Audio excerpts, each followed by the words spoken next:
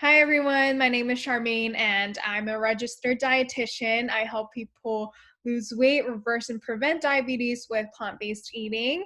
And today I want to talk about the pros and cons of the keto diet, which is highly requested, probably because, a lot of people see that there's the word keto this, keto that's very popular nowadays. And it's kind of a passion of mine to share this. So let's get started here. All right. Um, all right. So what is a keto diet? What is a low carb diet? So keto and low carbs are diets that eliminates all carbohydrates. So a lot of it is eliminating plant foods. So like beans, whole grains, bread, pasta, fruits, vegetables, all of the carbohydrates they don't eat. So they only eat like meat, eggs, dairy, and non-starchy vegetables. And in some extreme form of low carb or keto diet, they do eliminate vegetables to encourage ketosis. And keto especially includes a lot of high fat foods like butter, MCT oil, coconut oil to manipulate and induce ketosis. And keto diet, fun fact, is actually originally designed for people with epilepsy or seizures, and it's actually not designed for weight loss. Now, what is ketosis? So ketosis is a physical state when your body sense that there's no food and no carbohydrate. And why it happens because carbohydrate is your body's preferred source of fuel, glucose. Your brain actually burns 500 calories of glucose a day. So your brain and your body needs glucose. So when there's no food, your body has a backup plan, and that's ketosis. So that actually happens when humans are at their end game, right? They don't have food around them, they cannot find any food, and so ketosis happens when they're when they're at their end game. That means their last stands, and so it burns the fat in their body until to sustain them, so they can find until they can find food again. And so instead of running on glucose, your body starts running on ketones, which is produced from the fat. And so that's why people love doing keto, because it burns fat really quickly. And this is one of the pros of keto, is people see rapid weight loss. And a big thing too, like people lose like 8 to 10 pounds in a week with keto, but a lot of it is the water weight that they lose, because carbohydrates, it's called carbohydrate, right? Hydrate means they hydrate you. And so a lot of the carbs hold water. And so a lot of people lose the water weight. And that's, one of the things that people like about keto. And another thing is that blood sugar do get lowered when they're in keto, because they're not eating any carbohydrates at all. So, it makes sense that their blood sugar is low. But I have seen cases that even when people do low carbs, their blood sugar is going up and down because, well, one, maybe they are, sticking in cheat meals here and there. Also, another thing too, I wanted to add is that, yes, at first your blood glucose is lowered, but it worsens your insulin sensitivity. And your insulin sensitivity means that, your insulin or your body cells isn't sensitive to blood sugar anymore, and it actually encourages insulin resistance. That means your body is not that good at processing carbohydrates anymore. So that's one of the side effects of keto, is that, okay, it lowers the blood sugar, but eventually, your body gets really bad at processing glucose, even if it's from healthy sources. I've had patients tell me that, or people tell me that, they go on a low carb diet, and once they eat the sugary stuff, or even just a fruit, like they don't feel well at all because their body is like, whoa, like what is this fruit sugar? Like I haven't seen it in a while. So it actually worsens your insulin resistance. Now, going more into the cons of keto, there's short-term cons. So there's the keto flu, which includes diarrhea, which they call disaster pants. I didn't make up this word. Actually, a lot of people on keto made up this word. Disaster pants means, it's very frequent for them to have diarrhea. One, because they lack the bulk of the fiber from whole grains. Yes, there's non-starchy vegetables. That only really probably gives you some insoluble fiber, which, it's some kind of fiber, but it's not as a bulking agent that whole grains has. So, or any carbohydrates has. So diarrhea is a big one. Steatorrhea, that's a scientific term for fatty diarrhea. That means they, because initially their body is not used to digesting a lot of fat end up in their stool or poop. Okay. And then also headache, brain fogs, upset stomach. Those are some common side effects as well, especially dehydration. Remember, it's carbohydrates. So when you cut out the carbohydrates, dehydration comes. So that's a huge deal here. This is out of my way, go slow, build a little time for disaster. Build up a little time or disaster pants. I think that's funny. Anyways, now going into long-term health risks. So osteoporosis is one of them. Because your body is eating a lot of high protein, then a lot of times your body is in a very acidic state.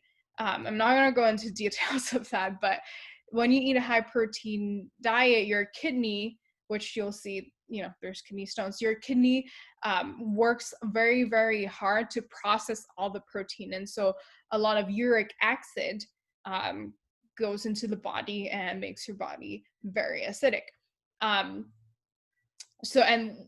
what does the body do when the body is acidic? It wants to neutralize it. And so what's alkaline in the body? The calcium in your bones. So it's actually increased the osteoporosis in people when they cut out carbohydrates for a long time.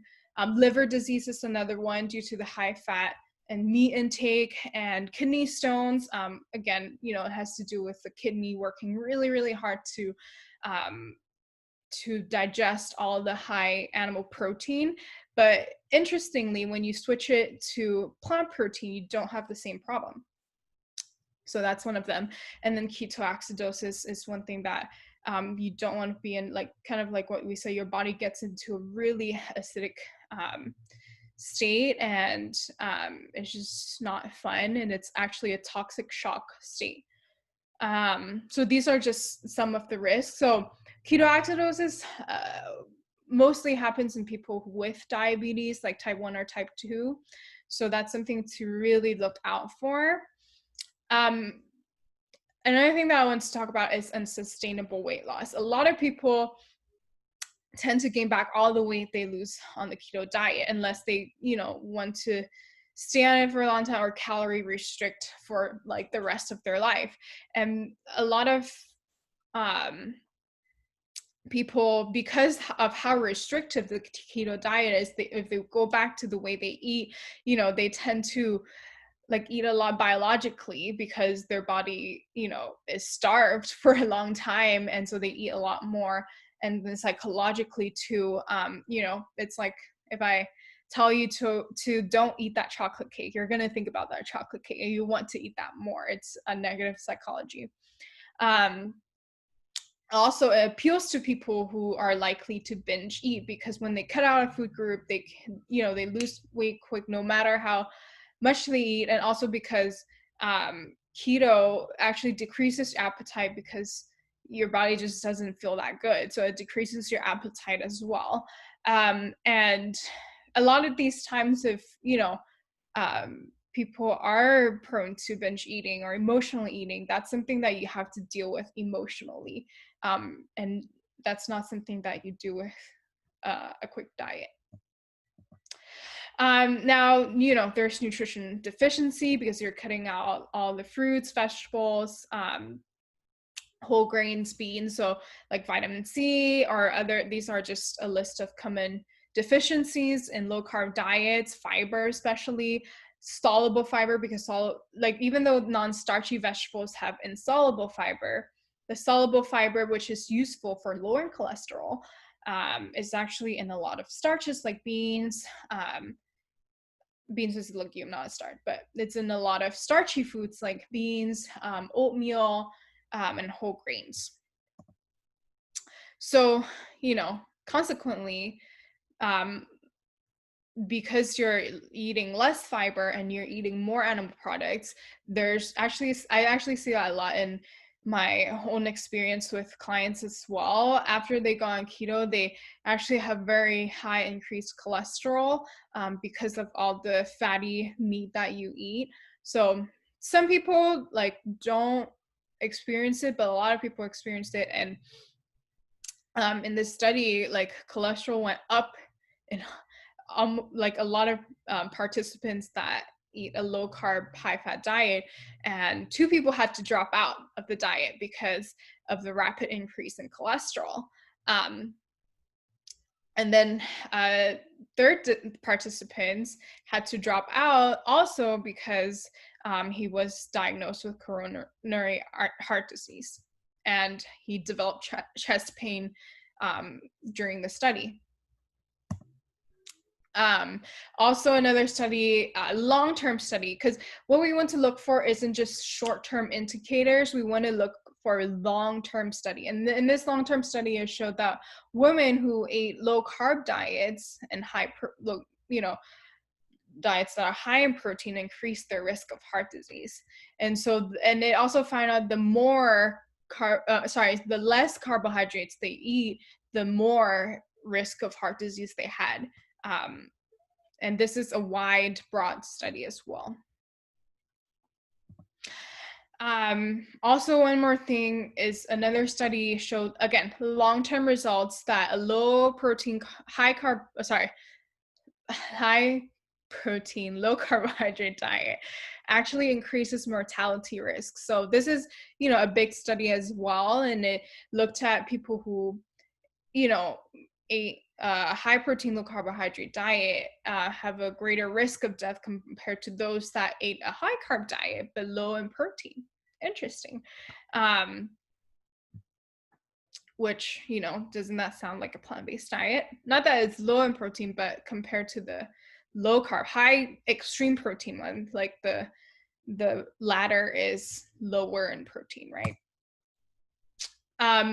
So even, if you're watching this, if you still continue to do keto, then, that's up to you. That's your personal choice. But pregnant women must not do keto because, and we learned that in dietetic school too, because ketones in the urine is actually toxic to the baby, and it might affect the brain's development of the baby, and it leads to lower IQ and lower learning disabilities. So make sure that if you're pregnant, don't do keto, or if you're trying to get pregnant, don't do keto too, because you need folate in your